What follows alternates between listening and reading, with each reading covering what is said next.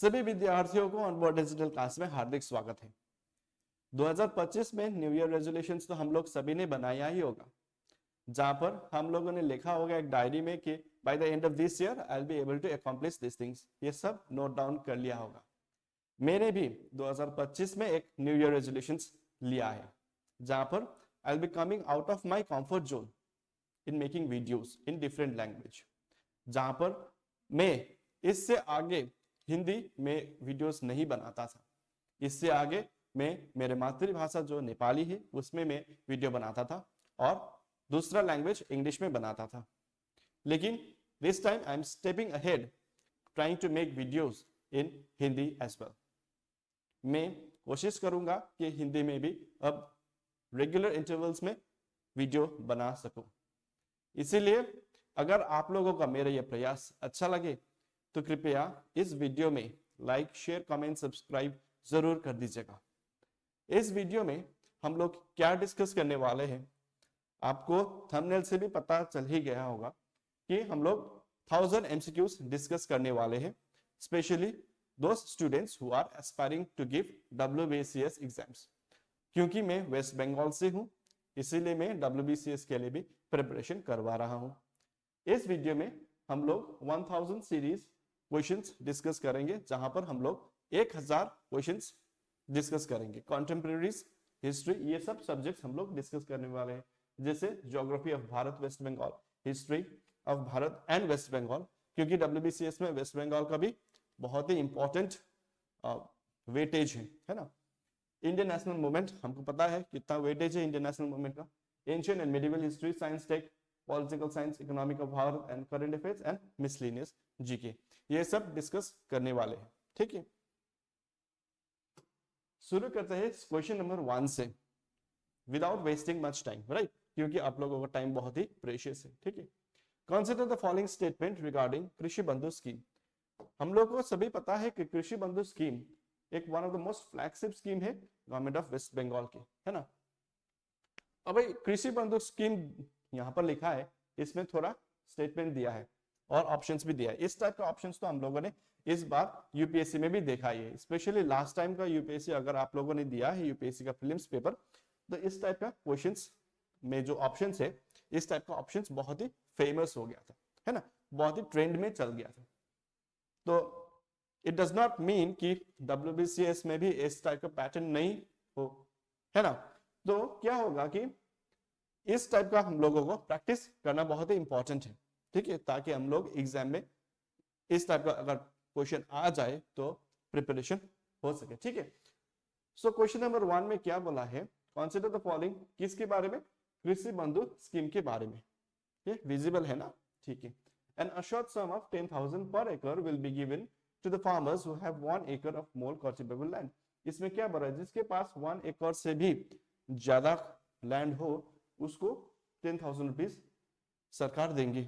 ये statement correct है कि नहीं है? ये स्टेटमेंट एब्सोल्युटली करेक्ट स्टेटमेंट है, ठीक है। An assured sum of 6,000 per acre will be given to farmers who have less than 1 acre cultivable land. ये स्टेटमेंट में क्या बोला है, जिसके पास 1 एकड़ से भी कम है उसको 6,000 रुपीज दिया जाएगा। तो ये स्टेटमेंट एब्सोल्युटली गलत है, क्योंकि यहाँ पर 6,000 नहीं होगा, यहाँ पर कितना होगा, 4,000 रुपीज होगा, ठीक है। जिसके पास 1 एकड़ से कम हो उसको 4,000 रुपीज दिया जाएगा गवर्नमेंट ऑफ वेस्ट बंगाल से। Alright, in the event of the death of the farmers recorded Bak Chasi in the age group of 18 to 60 years, the legal age of the deceased will be eligible for one time grant of 1 lakh rupees only. So ये statement भी गलत है, क्योंकि यहाँ पर 1 लाख नहीं होगा, यहाँ पर 2 lakhs होगा, 2 lakh, ठीक है। तो इसका आंसर क्या होगा, answer is only 1 is correct. So इस टाइप का क्वेश्चंस हम लोगों को याद करना चाहिए, ठीक है। Moving ahead to the next question, when did Swasthya Sathi scheme came into effect? Swasthya Sathi भी एक फ्लैगशिप प्रोग्राम है गवर्नमेंट ऑफ वेस्ट बंगाल का। इस टाइप के क्वेश्चंस हालांकि यूपीएससी नहीं पूछती, लेकिन स्टेट पीसीएस पूछते हैं, ठीक है। तो इसका आंसर होगा number 1, 30 December 2016 is the answer of this question. Okay, number 3, which of the following statement regarding Bangla Sri is correct? बांग्लाश्री हम लोगों को पता है कि ये एमएसएमई के लिए है ना। एमएसएमई का मतलब क्या होता है? एमएसएमई का मतलब होता है micro small and medium enterprises, micro small and medium enterprises. तो ये बांग्लाश्री उसके लिए। तो यहाँ पर एमएसएमई कहाँ पर है? The objective provide systematic financial वर्कशेड और द फिक्स्ड। ये तो आर्टिशियंस के लिए नहीं है ना, ये तो आर्टिशियंस के लिए नहीं है, तो वन नहीं होगा। स्टेटमेंट वन इज करेक्ट, ये नहीं होगा। ऑब्जेक्टिव यस एमएसएमई यहाँ पर है ना, तो ये statement number 2 is correct. So इसका आंसर होगा number B. Alright, moving ahead, next question number 4 है ना। Question number 4, consider the following about सामाजिक मुक्ति। सो सामाजिक मुक्ति के बारे में एक थोड़ा स्टेटमेंट्स दिया है, इसको कंसीडर करने के लिए बोल रहा है, ठीक है। इस क्वेश्चन में provident fund is given to, ये तो अनरिकॉग्नाइज्ड वर्कर के लिए है, ये एब्सोल्युटली करेक्ट है। कंपनसेशन भी इस स्कीम में देगा, डिसेबिलिटी ड्यूरिंग वर्क, अगर किसी का डेथ हो गया हो, ठीक है, उस वक्त भी हमको कंपनसेशन मिल सकता है। फाइनेंशियल असिस्टेंस टू चिल्ड्रंस, ठीक है, बेनिफिशियरीज को भी फाइनेंशियल असिस्टेंस दिया जाएगा।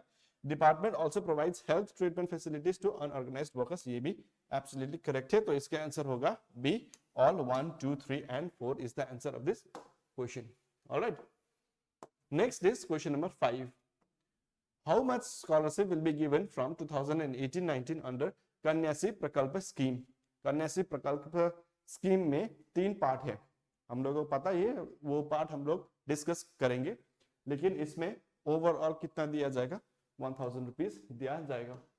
कन्याश्री के बारे में थोड़ा हम लोग और विस्तार रूप में जानेंगे। यहाँ पर देखिए, कन्याश्री में टोटल 3 भाग है। K1 that is annual scholarship, उसमें कितना दिया जाएगा? 1000 रुपीज, है ना। वन टाइम ग्रांट भी दिया जाएगा 25,000 रुपए का, 25,000 रुपीज का। और K3 में साइंस स्टूडेंट्स के लिए है वो 2500 rupees. So it depends upon कौन सा स्कीम पूछा है, कौन सा टाइप पूछा है, ठीक है।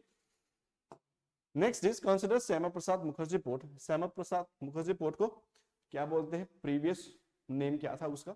श्यामा प्रसाद मुखर्जी का ओल्ड नेम क्या था? इसको कोलकाता पोर्ट भी बोलते हैं, ठीक है। कोलकाता पोर्ट ये ओल्ड नेम है उसका। Kolkata in waste Bengal has launched the Bengal middle east express, BMEX। Very very important news, current affairs, okay, बहुत ही इंपॉर्टेंट है ये। Connecting the Haldia dock complex with Jebel Ali port UAE। This statement is absolutely correct. ये Haldia dock complex को connect करता है Jebel Ali port UAE में, ठीक है। The BMEX service expect to revolutionize cargo movements by reducing transit times, cutting operation costs। ये तो general statement है, तो इसका आंसर क्या होगा? D, both 1 and 2। ये इमेज में आप लोग देख सकते हैं, हल्दिया वेस्ट बंगाल यहां से कनेक्ट करेगा जबल अली पोर्ट को, ठीक है। Moving ahead, number 7, consider Raghunathpur thermal power station. Yes, ये बहुत ही इंपॉर्टेंट थर्मल पावर स्टेशन है Raghunathpur, situated in Purulia district West Bengal. आप लोग बताइए ये आंसर करेक्ट है या नहीं? पुरुलिया डिस्ट्रिक्ट में है क्या रघुनाथपुर? अगर आप इस स्टेटमेंट को आपको पता है तो अच्छी बात है, ये एब्सोल्युटली करेक्ट है, ठीक है। This coal based thermal power project under the Damodar Valley Corporation, ये भी करेक्ट है, दामोदर वैली कॉर्पोरेशन में है, तो इसका आंसर होगा both 1 and 2 is correct. Alright, moving ahead, consider करने के लिए बोला है Sundarban black nunia rice, Tangail korod kadial saris and khirsapat mango. Khirsapat mango को क्या भी बोलते हैं? हिमसागर भी बोलते हैं, ठीक है, इसको क्या बोलते हैं? हिमसागर भी बोलते हैं। Okay, which of the following receive tag from West Bengal in 2000? Tag means GI tag, GI tag का बात हो रहा है। 2024 में किसको मिला है ये क्वेश्चन पूछ रहा है, ठीक है। तो 2024 में बहुत सारे प्रोडक्ट्स को मिला है एक्सेप्ट हिमसागर, इसको 2019 में मिला है, 2019 में मिला है। तो आंसर होगा सुंदरबन हनी, ब्लैक नुनिया राइस, और नंबर 3 में तंगल गोर्दोक कदियाल। ये सब सारी का नाम है, ठीक है, सारी का नाम। तो आंसर होगा एक्सेप्ट 4, जहां पर भी 4 हो हम लोग एलिमिनेट कर सकते हैं। तो आंसर होगा only 1, 2 and 3 is the answer of this question. Next, इस बार चेस से हम लोगों को एक्सपेक्ट करना चाहिए कि एक ना एक क्वेश्चन बनेगा ही। क्योंकि भारत का performance as far as chess is concern is extremely good, right. Recently D Gukesh also won the world chess championship, है ना। तो इसीलिए चेस का हम लोग एक क्वेश्चन तो एक्सपेक्ट कर ही सकते हैं इस बार। Okay, question number 9, sixth Tata skill chess India rapid and blitz 2000 tournament was held at, कहां पर वो हुआ था ये टूर्नामेंट? तो बोलो कहां पर हुआ था? ये हुआ था धनोधन्यो ऑडिटोरियम, है ना। तो जब बंगाली भाषा बोलने वाले व्यक्ति इसको धन्यो ऐसे कुछ बोलते हैं ना, तो हम भी कोशिश किए उस प्रकार से बोलने में। धनोधन्यो ऑडिटोरियम वो कहां पर है? कोलकाता में है, तो इसका आंसर भी यही होगा। Alright, moving ahead, question number 10, Dash was awarded a letter of acceptance LOA by the West Bengal government for delivering 13 hybrid ferries to be operated by WBTIDCL. क्या हुआ यहाँ पर? WDCL on the river Hooghly. किसको मिला है ये award किसको मिला है? लेटर ऑफ एक्सेप्टेंस किसको मिला है? इसको मिला है GRSC को। इसका फुल फॉर्म है Garden Reach shipyards and engineers, GRSC को मिला है। ओके, इसका आंसर होगा option number 2। Moving ahead to question number 11। अब हम लोग करंट अफेयर्स से आगे बढ़ रहे हैं, ठीक है। अब दूसरे सेक्ट डिस्कस करने वाले हैं। चैतन्य हमको पता है, Chaitanya Mahaprabhu, right, preached Vaishnavism in Bengal and Odisha during which region, किसके रीजन में? अब हम इतिहास में जा रहे हैं, हिस्ट्री में जा रहे हैं, ठीक है। इस क्वेश्चन से किसके रीजन में है ये आप लोगों को पता ही होगा। ये आंसर होगा हुसैन शाहनी डायनेस्टी, ठीक है। कुछ क्वेश्चंस आप लोगों को इजी भी लग सकता है, क्योंकि हम लोग कोशिश किया है कि थोड़ा डिफिकल्ट के साथ साथ थोड़ा मॉडरेट भी रखे, ठीक है। तो इसका आंसर होगा नंबर 2। ओके, इस बार बांग्लादेश तो बहुत ही न्यूज में है, तो बांग्लादेश के रिलेटेड सब कुछ हमको पता चलना चाहिए, ठीक है। We have to know each and everything regarding Bangladesh because Bangladesh is in news as we all know, right. So इस टाइप का सिंपल क्वेश्चंस भी हम लोग क्या कर सकते हैं, कभी कभी नेग्लेक्ट करते, ठीक है। तो हमको याद करना चाहिए कि बंगाल लिबरेशन वॉर कब हुआ था? 1971 में हुआ था, ठीक है। उस वक्त भारत में कौन सा प्राइम मिनिस्टर थी? Indira Gandhi ji, right. Indira Gandhi was the prime minister of Bharat then. Okay, the earliest evidences of tool making were found in which of the following districts in waste Bengal. इस टाइप का क्वेश्चन थोड़ा ट्रिकी हो सकता है ना, लेकिन अभी ऑप्शंस तो हम लोग, मैंने क्या किया है, ऑप्शंस इजी रखा है। लेकिन अगर ऑप्शन ऐसा नहीं हो तो थोड़ा मुश्किल में पड़ सकते हैं।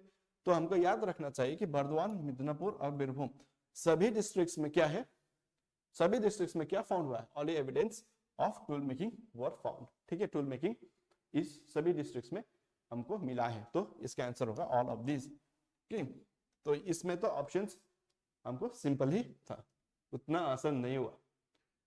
तो शशांक बिलोंग टू, ये WBCS, देखिए WBCS में ऐसे ही क्वेश्चंस आते हैं। WBCS 2014 प्री में आया था। कौन सा? Shashank belong to which dynasty? हम लोगों को पता ही है, गौड़ा डायनेस्टी, है ना। सो इसका आंसर होगा ऑप्शन नंबर 3। मूविंग अहेड, तो गौड़ा में थोड़ा इंफॉर्मेशन हम लोग जान लेते हैं गौड़ा के बारे में। गौड़ा हमको पता है वो क्या थे, वो एक हिंदू किंगडम था, ठीक है, and was created by Shashank. Shashank उसको क्रिएटर फाउंडर था, है ना।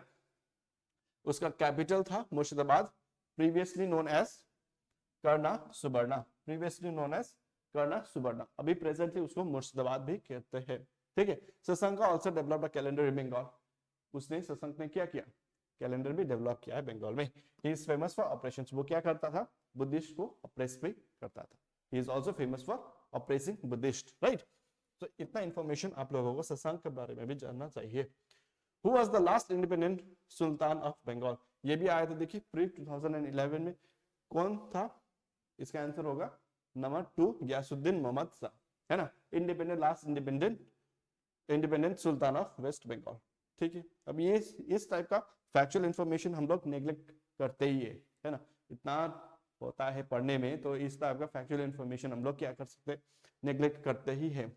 तो इसका आंसर क्या होगा? बैटल ऑफ प्लेसी वाज 14 कौन सा ईयर में हुआ था? बैटल ऑफ प्लेसी कौन सा ईयर में हुआ था? 23 जून 1757 में हुआ था, ठीक है। इसका आंसर नंबर 3 होगा। Next is battle of boxer, again वो बैटल ऑफ प्लेसी था, ये बैटल ऑफ बॉक्सर है। तो इसका आंसर भी क्या है 22nd of October 1764 is the answer of this question number 3। ठीक है, 22nd October 1764। डिफरेंस भी देख लेते हैं। Battle of Plassey 23rd June 1757, battle of Buxar 22nd October 1764। Alright, so the battle of Plassey was fought by, किसके अगेंस्ट फॉट हुआ था battle of Plassey? ये इंफॉर्मेशन भी हम लोगों को याद करना चाहिए। रॉबर्ट क्लाइव के अगेंस्ट।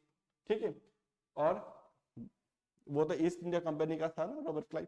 तो भारत से कौन था? नवाब सिराजुद्दौला था। वो कौन था? मुगल एडमिनिस्ट्रेटर था बंगाल का। ठीक है, इसके बीच में बैटल ऑफ प्लेसी हुआ था। और बैटल ऑफ बॉक्सर 3 जन वर्सेस 1, 3 वर्सेस 1 में हुआ था, है ना। मीर कासिम वो कौन था? नवाब ऑफ बंगाल का वो एक नवाब था। और शुजा-उद-दौला वो कौन था? अवध का नवाब था। और शाह आलम द्वितीय वो कौन था? मुगल एम्परर था। और वो 3 लोग मिलके किसके अगेंस्ट लड़ाई किए थे? हेक्टर मुनरो के अगेंस्ट। ऑलराइट, हेक्टर मुनरो के अगेंस्ट, वो भी ईस्ट इंडिया कंपनी से था, है ना। तो ये डिफरेंस हमको पता होना चाहिए। Alright, who was the founder of Anushilan Samiti? अनुशीलन समिति के फाउंडर कौन थे? ये हमको इस क्वेश्चन में जवाब देना है। अरविंद घोष वो थे क्या? अनुशीलन समिति अगर हम पढ़ेंगे तो अरविंद घोष के बारे में भी हम लोग पढ़ते हैं, लेकिन वो अनुशीलन कमिटी दूसरा है ना। तो अरविंद घोष नहीं है इसका आंसर। इसका आंसर है परमार्थनाथ मित्रा है इसका आंसर। ओके, सो अनुशीलन समिति के बारे में हम लोग थोड़ा जानकारी ले लेते हैं। अनुशीलन समिति हमको पता है कि 2 ब्रांचेस था उसका। एक था ढाका अनुशीलन समिति था, और इसका दूसरा था जुगांतर अनुशीलन समिति। ठीक है, जुगांतर अनुशीलन समिति was led by leaders like, हम बताए थे आपको कौन था? अरविंद घोष, बरिंद्र घोष एंड बागा जतीन। सिलीगुड़ी में एक बागा जतीन बोल करके एक पार्क भी है। अगर आप लोग सिलीगुड़ी से है तो आप लोगों को पता होगा कि बागा जतीन का पार्क है ना, कोटमोड में। ठीक है, so next is indigo revolt took place in the year. कौन सा ईयर में इंडिको रिवोल्ट हुआ था? 1859 में हुआ था, 1859। ठीक है, indigo revolt very important revolt, right. Next what we have is who was the inspiration behind young Bengal movement? Young Bengal movement का इंस्पिरेशन कौन था? ये क्वेश्चन है ना। इस टाइप का फैक्चुअल इंफॉर्मेशन बहुत ही विस्तृत रूप से पूछता है स्टेट पीसीएस, है ना। तो इसका आंसर है number 2 Henry Louis Vivian Derozio. ठीक है, next is the north flowing river of waste Bengal. North flowing river West Bengal का क्या है ये पूछ रहा है ना। तो ये तो हमको पता है, ये Teesta Jaldhaka and Raidak is the answer of this question, right. Next is international boundary with, देखिए बांग्लादेश के बारे में सब कुछ हमको पता होना चाहिए। ठीक है, तो इसका आंसर होगा इंटरनेशनल बाउंड्री किलोमीटर्स में वेस्ट बंगाल और बांग्लादेश का कितना है? 2217 is the answer of this question, right. Next is, अब हम ज्योग्राफी में जा रहे हैं। ठीक है, धीरे धीरे करके हम लोग ज्योग्राफी में भी जा रहे हैं। वेस्ट बंगाल का ज्योग्राफी और वेस्ट बंगाल का हिस्ट्री हम लोग डिस्कस कर रहे हैं ना। Which of the following peaks lies in the Singalila range? Singalila range में कौन सा पीक्स है? हमको पता है संदकपुर भी है। अभी तो क्या हुआ है संदकपुर में? बर्फ भी हो रहा है ना, स्नोफॉल भी हो रहा है वहां पर। फालूद भी है और टोंगलू भी है। तो इसका आंसर क्या होगा? नंबर 4 ऑल ऑफ दिस होगा। Okay, what is boxer? Boxer क्या है? Given the options, यहाँ पर a river in the eastern mountain region, an important city near Kalimpong, a pass joining Indian and Bhutan, a mountain peak in Sinchula range। तो इसका answer क्या होगा? आपको थोड़ा याद करना पड़ेगा। इसका आंसर क्या है? इसका आंसर है a pass joining India and Bhutan is the answer of this question, right? Next is by what name is the region of red soil in West Bengal is referred? तो इसको राहर plains बोलते हैं। Number 3 answer of this question is number 3 Rarh plains, Rarh plains बोलते हैं। ठीक है, West Bengal gets most of its rainfall from, हमको पता है वेस्ट बंगाल को रेनफॉल कहां से मिलता है? बे ऑफ बंगाल से। तो ये तो थोड़ा आसान ही हो गया, bay of Bengal branch of south west monsoon, right. Question number 27, which region in West Bengal receives the highest amount of rainfall? कहां पर हाईएस्ट अमाउंट ऑफ रेनफॉल होता है वेस्ट बंगाल में?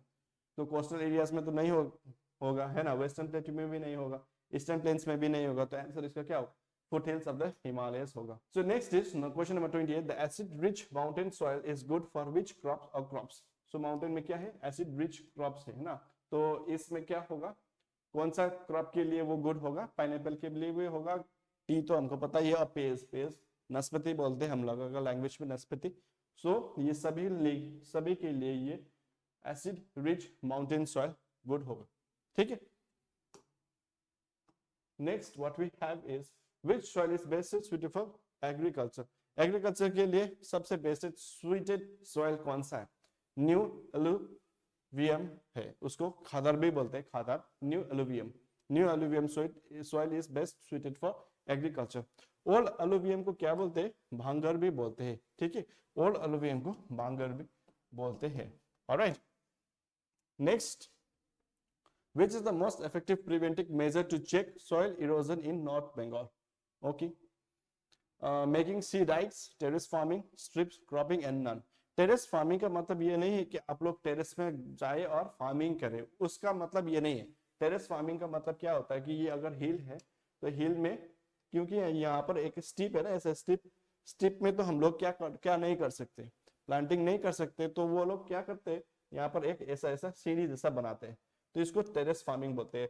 और इस टेरेस फार्मिंग करने से क्या होगा, सॉइल इरोजन को हेल्प होता है. ठीक है, it reduces soil erosion. So इसका आंसर है terrace farming. Okay, moving ahead to the next slide. Which among the following is the man-made lake in waste Bengal?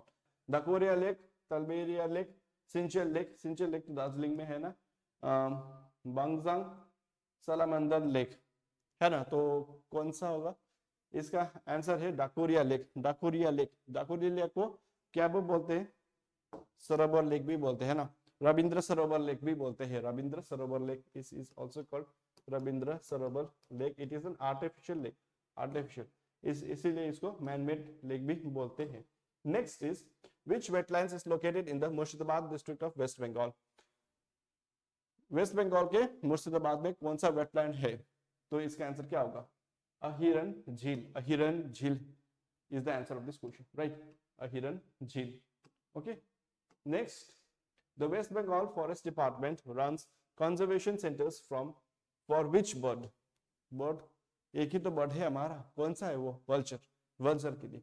Vulture IUCN के स्टेटस में कौन सा स्टेटस में आता है, आप लोग कमेंट कर सकते हैं कमेंट बॉक्स में. ठीक है. Question number 34. Which among the following has the least area under forest cover? जो शहर होगा वही तो होगा लिस्ट में मतलब क्या है, सबसे कम है ना, तो सबसे कम कहां पर है, कुछ बिहार में तो नहीं है, वर्धमान में भी नहीं है, बांकुरा में भी नहीं है, तो आंसर है कोलकाता. ठीक है, कोलकाता में least amount of forest cover मिलता है. Which is the common tree found in the temperate forest of waste Bengal? देखिए, अब इस टाइप का क्वेश्चन जो है ना, वो थोड़ा कंफ्यूजन हो सकता है स्टूडेंट्स के दिमाग में, क्योंकि यहाँ पर क्या लिखा है, यहाँ पर लिखा है टेम्परेट फॉरेस्ट है ना, तो अगर टेम्परेट फॉरेस्ट लिखा है तो साल तो नहीं होगा, क्योंकि ये साल किस में होगा, डेसिडियस फॉरेस्ट में, डेसिडियस फॉरेस्ट में होगा है ना.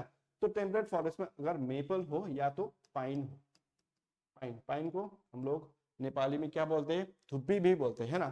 तो अगर टेम्परेट बोले तो क्वेश्चन टेम्परेट बोल रहा है ना, तो टेम्परेट बोल रहा है तो यहाँ पर क्या होगा, इसका आंसर मेपल होगा. ठीक है, मेपल दिया भी रह सकता है, या तो पाइन भी दिया रह सकता है, ओक भी दिया रह सकता है. ओक, ये सब ट्रीज कहाँ पर मिलता है, टेम्परेट फॉरेस्ट में मिलता है.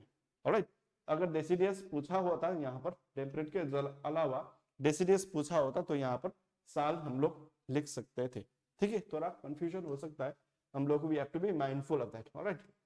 Question number 36. How many national parks are there in waste Bengal? Waste Bengal में कितना नेशनल पार्क है, ये तो आसान ही क्वेश्चन होगा. कौन कौन है ये थोड़ा मुश्किल हो सकता है ना. तो आंसर इज 6 नेशनल पार्क है. तो कौन कौन नेशनल पार्क है वेस्ट बंगाल में? 6 नेशनल पार्क तो है, वो नाम भी हमको जानना पड़ेगा. ठीक है, एक है Sundarbans national park, Neora valley national park, Singalila national park, Buxa national park, Gorumara national park and Jaldapara national park. इन नेशनल पार्क का लोकेशन भी हम लोगों को पता होना चाहिए. ठीक है, लोकेशन भी हम लोग थोड़ी देर में करेंगे. ऑलराइट. देखो यहाँ पर ही है, नेशनल पार्क और लोकेशन। तो बक्सर नेशनल पार्क कौन सा जिला में पड़ता है बताइए? Gorumara national park, Singalila national park, Sundarbans national park, कौन सा जिला में पड़ता है? Buxa national park, Gorumara. गोरुमारा तो हमको पता ही है, जलपाईगुड़ी में ही पड़ता है गोरुमारा, ये तो हमारा डिस्ट्रिक्ट में ही पड़ता है, ठीक है। तो हमको पता है सिंगालिया नेशनल पार्क तो दार्जिलिंग डिस्ट्रिक्ट में पड़ता है, ये भी हमको पता है। सुंदरबंस, सुंदरबंस तो साउथ 24 परगनास, ये भी हमको पता है, ठीक है। तो बक्सर नेशनल पार्क अलीपुर द्वार। तो इसका आंसर क्या होगा?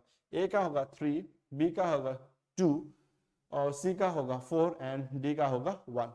So that is the location. So location भी हम लोगों को याद करना पड़ेगा, ठीक है। 37, 38 which among the following is और are the bird centuries?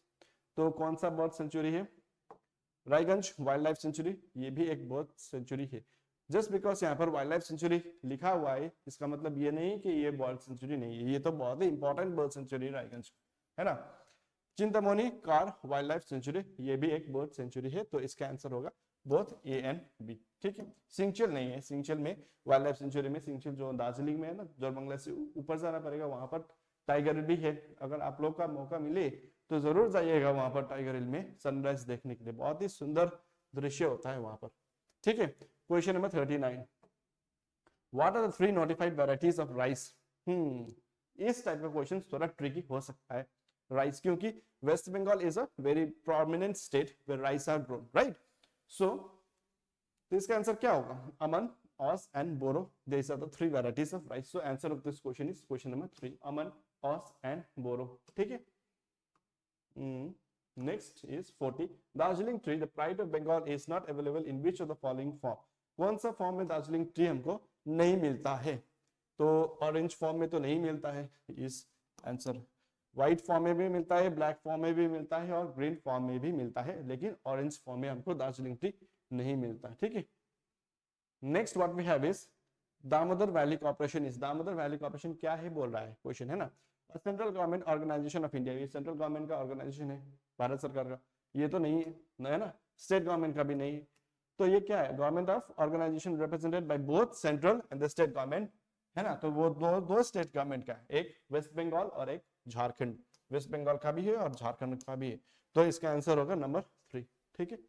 Question number 42 which among the following is not the special economic zone of West Bengal? West Bengal का SEZ स्पेशल इकोनॉमिक जोन को SEZ भी बोलते हैं, ठीक है। तो इसमें से कौन सा क्षेत्र नहीं है? तो फाल्दर है, मणिकंचन है और यूनाइटेड हाईटेक भी है, ठीक है। तो हिंद मोटर नहीं है, ऑलराइट, स्पेशल इकोनॉमिक जोन में नहीं आता है।